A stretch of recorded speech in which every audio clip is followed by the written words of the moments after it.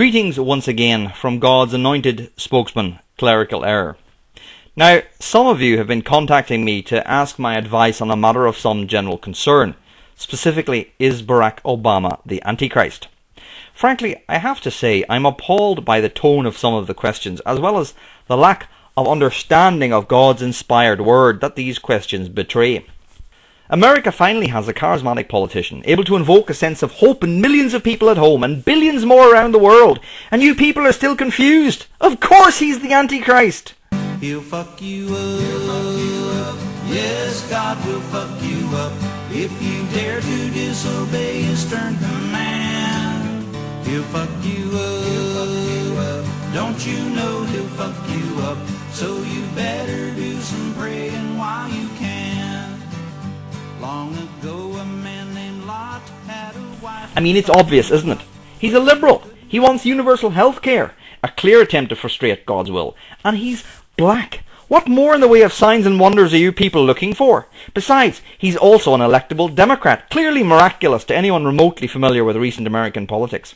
Anyway, what upset me the most about the posts I received was not just that these so-called Christians were confused about just who Barack Obama was, despite the clear scriptural indicators, but they were also confused about what their Christian duty was in the light of that revelation. Now, as I've noted before, the foreordained rapture and the coming apocalypse must not be derailed by human attempts to make things better. That's why it was vital to ensure that Gore and Kerry were not elected. They would have instituted all kinds of energy conservation, renewable namby-pamby and alternate energy research, obvious efforts to prevent the vitally important ruination of the global environment, in which the unchecked use of fossil fuels plays such a critical role.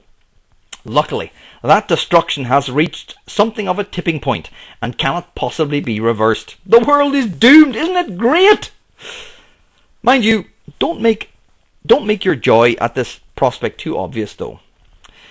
The unenlightened take a dim view of the sacred genocidal mania that a true understanding of the end times inspires. They fail to appreciate the wonder that after 6,000 years and the suffering of countless millions, God's wondrous plan for humanity, well, strictly speaking, a tiny chosen percentage of humanity, is finally coming to fruition.